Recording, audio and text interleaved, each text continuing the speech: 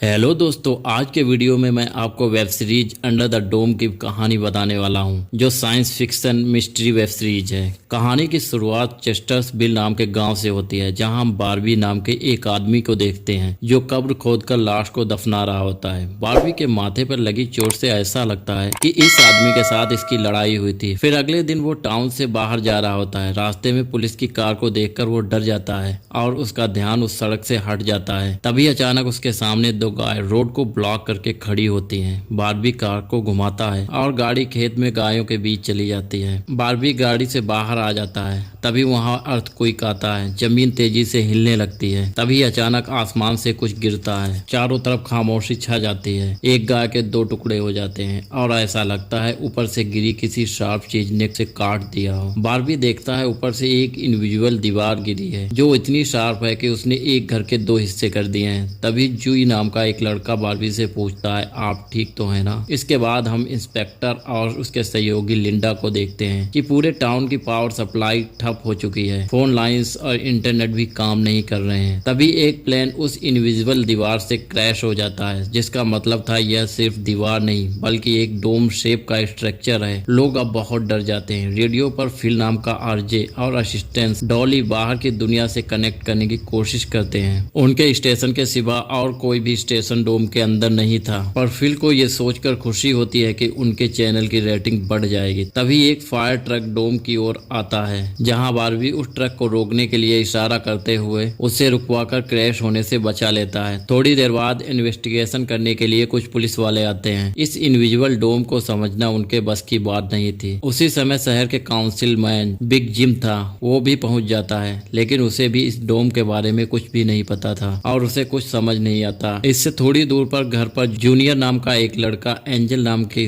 लड़की के साथ इंटीमेट हो रहा था। एंजल पेशे से नर्स थी और जॉय की बड़ी बहन भी थी। इंटीमेसी के बाद जूनियर एंजल से कहता है कि वो उससे प्यार करता है, पर एंजल कहती है वो उसके लिए कुछ भी ऐसा महसूस नहीं करती। अब हम तीन लोगों की फैमिली को देखते हैं, जिसमें कैरोलिन, माएलिस और उन दोनों की बेटी नोरी उसी टाउन की तरफ जा रहे होते हैं। उन्हें ये पता नहीं था कि डोम ने उस टाउन को कवर कर रखा है। दूसरी तरफ हम जूलिया नाम के एक इन्वेस्टिगेटिव रिपोर्टर को देखते हैं। एक दिन एक औरत ने उसे सीक्रेट खबर देने के लिए फोन किया था। वो बताती है कि उसने प्रोपेन से भरे 6 ट्रक को जाते देखा है और उसके हिसाब से इतनी बड़ी क्वांटिटी में प्रोपेन फ्यूल शहर में आना बहुत खतरनाक है। जूलिया उस बूढ़ी औरत से इस बारे में इन्वेस्टिगेशन करने का वादा करती है। वहीं बिग जिम रेडियो स्टेशन पर जाकर इमरजेंसी का अनाउंसमेंट करता है। उधर कैरोलिन एलिस और नोरी के साथ शहर से आ रही थी। ये अनाउंसमेंट सुन लेती हैं, पर उन्हें लगता है ये किसी तरह की एडवर्टीजमेंट है, इसीलिए वो चैनल को बदल लेती हैं और उनकी कार डोम से टकराते टकराते बचती है, क्योंकि उससे पहले दूसरी तरफ से आ रहा एक ट्रक डोम से टकरा जाता है, जिसे देखकर वो अपनी गाड़ी को रोक लेती हैं। इस हादसे को देखकर नोरी को दौरे पड़ने लगते हैं। उसी दौरान वो किसी पिंक स्टार के बारे में बड़बड़ाती है। ये लोग जल्दी से नोरी को हॉस्पिटल ले जाते हैं, जो कि टाउन में हुई घटना के बाद लोगों से भरा पड़ा था। हॉस्पिटल के बाहर हम बारबी और एंजी को मिलते हुए देखते हैं। दोनों को साथ देखकर जूनियर को गुस्सा आता है। टाउन के बॉर्डर्स को सैनिकों ने सील कर दिया था। बहुत सारे साइंटिस्ट और एक्सपर्ट को भी ये अजीबोगरीब मुसीबत के बारे में कुछ भी नहीं पता होता। कुछ देर बाद बिग जिम प्रोपेन के बारे में बात करने के लिए सैफर से मिलता है। उनकी बातों से ऐसा लगता है जैसे उन्हें डोम के बारे में थोड़ा बहुत पहले से ही पता था, पर वो इस पर खुलकर बात नहीं करते। बारबी टाउन में बस एक दिन के लिए आया होता है, इसीलिए उसके पास रुकने के लिए कोई जगह नहीं होती, तो वो गाड़ी में ही रात बिताने की सोचता है। सीन शिफ्ट होता है। हम देखते हैं टाउन के ऐसे हालात में भी कुछ टीनेजर्स पार्टी कर रहे होते हैं। इनमें से जॉय भी था। जॉय एक लड़के से वहाँ के हालात पर बात करने लगता है। तभी अचानक जॉय को दौरा पड़ने लगता है। वो भी पिंक स्टार के बारे में बोलने लगता है, जैसे पहले नोरी ने बोला था।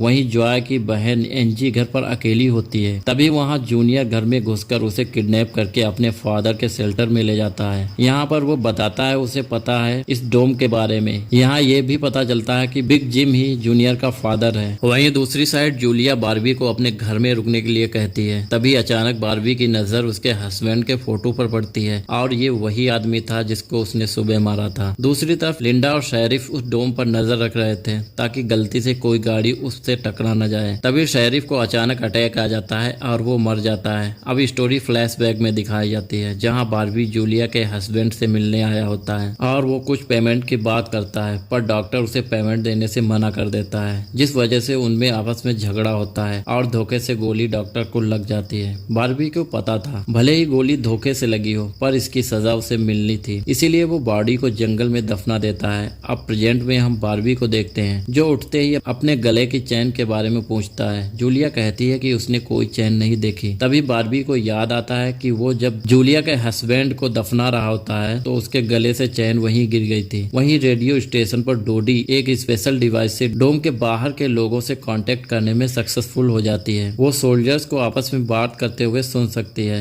वहाँ सोल्जर्स भी कंफ्यूज थे, आखिर ये इनविजिबल वॉल क्या है। दूसरी तरफ बिग जिम रेस्टोरेंट में बैठ के ब्रेकफास्ट कर रहा होता है। तभी लिंडा वहाँ आ जाती है। वो शेरिफ के मरने की खबर सुनाती है। वो तुरंत डेड बॉडी को दफनाने वाले के पास जाते हैं जिसका नाम लेस्टर था। वहीं बिग जिम लेस्टर को अपने साथ लेकर आता है जो कि शेरिफ का दोस्त था। शेरिफ के मरने से वो काफी दुखी था। जब लिंडा उनके पास नहीं होती तो वो बिग जिम पिछले महीने होने वाले प्रोपेन इंपोर्ट के बारे में पूछते हैं कि प्रोपेन के इंपोर्ट में उन तीनों का ही हाथ था और उन्होंने टाउन के लोगों से ये बात छुपाई थी। उसी दिन जब लिंडा ऑफिस आती है तो वो देखती है बिग जिम शेरिफ के ऑफिस से कुछ ढूंढने की कोशिश कर रहा है। लिंडा के पूछने पर वो बताता है वो वहाँ वसीयत के पेपर्स देख रहा है, लेकिन असल में वो वहाँ प्रोपेन से जुड़े इंपोर्ट के बारे में जुड़े पेपर्स को ढूंढने आया था। वो तुरंत बाहर आकर लेस्टर को बात बताता है कि मुझे लगता है वो पेपर्स शेरिफ के घर में होंगे, जिन्हें लाने के लिए वो तुरंत लेस्टर को उसके घर भेजता है। जूलिया रेडियो स्टेशन में डोडी के पास जाती है जहाँ वो लोग डोम के बाहर सैनिकों की बातचीत सुन सकते हैं। उनकी बात सुनने से जूलिया को पता चलता है कि वो लोग जमीन खोदकर डोम को बाहर निकालने की कोशिश कर रहे हैं, पर वो लोग इस काम में कामयाब नहीं हो पा रहे हैं। जूलिया रेडियो के जरिए पूरे टाउन में डोम वाली खबर फैला देती है जिससे लोग घबरा जाते हैं। वहीं जॉय और जिम बॉर्डर के पास साइंटिस्ट को अपना काम करते हुए देखते हैं जहां साइंटिस्ट डोम पर पानी छिड़ककर ये पता करने की कोशिश कर रहे थे कि पानी का असर डोम पर क्या होगा, पर इसका कोई भी खास फर्क डोम पर नहीं पड़ रहा था। वहीं जॉय देखता है कि डोम एक छलनी की तरह है। वो बेन से बताता है कि इस डोम से बिल्कुल मामूली सा पानी आर पार जा सकता है। दूसरी तरफ बारबी अपनी चैन ढूंढने के लिए डॉक्टर के ऑफिस में जाता है जहाँ उसे चैन तो मिल जाती है, लेकिन जूनियर उसे देख लेता है। जूनियर उससे पूछता है क्या तुम एनजी के साथ सोए थे। बारबी को लगता है कि जूनियर ने उसे चैन ढूंढते हुए देख लिया, इसीलिए वो इसे ऐसे नहीं जाने दे सकता था।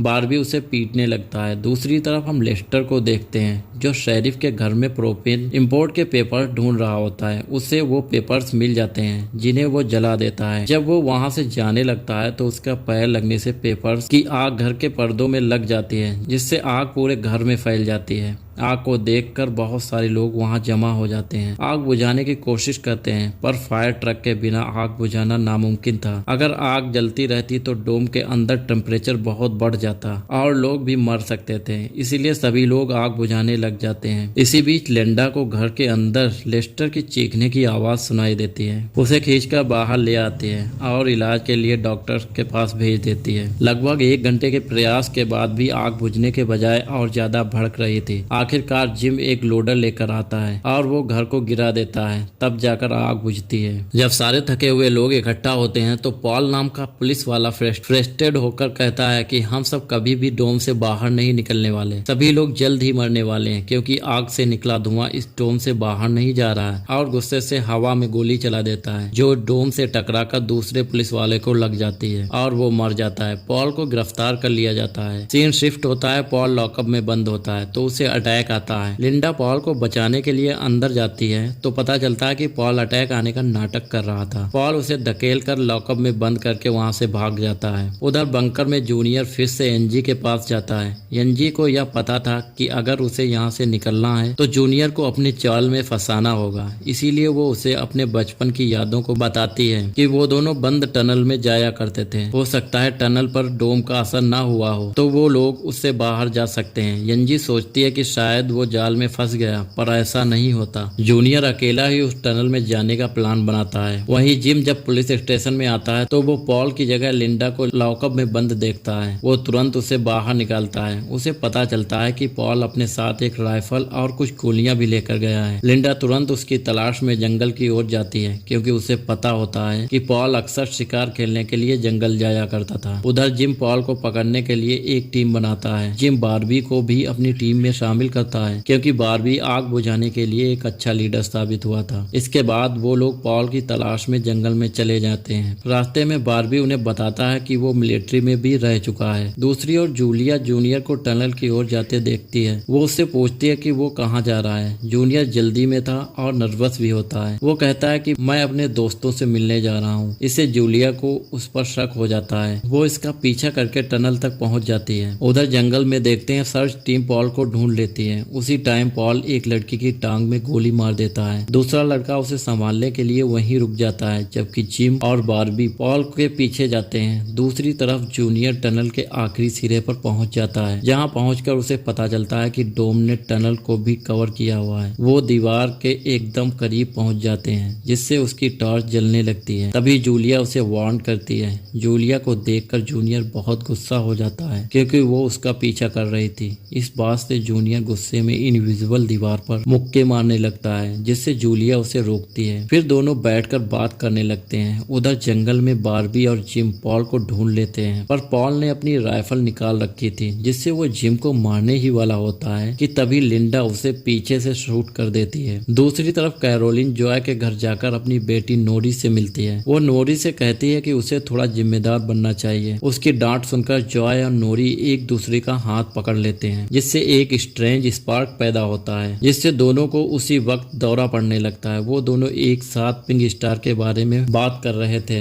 उधर शेल्टर में जूनियर एनजी के पास जाता है। उसके हाथ में फर्स्ट एड किट थी। एनजी उसकी मरहम पट्टी करती है और चुपके से सीजर अपने पास रख लेती है। दूसरी तरफ हम देखते हैं जूलिया और बारबी दिन भर की थकान के बाद घर लौटते हैं। जूलिया जूनियर की बात सुनने के बाद बारबी पर शक करने लगी थी। जब बारबी नहाने जाता है तो जूलिया उसका सामान चेक करने लगती है और यहीं पर ये पहला एपिसोड खत्म हो जाता है। आप लोगों को स्टोरी कैसी लगी कमेंट करके बताना बिल्कुल ना भूलें, और इसका अगर नेक्स्ट पार्ट चाहिए तो एक कमेंट करें, मैं इसका नेक्स्ट पार्ट जल्दी अपलोड कर दूंगा।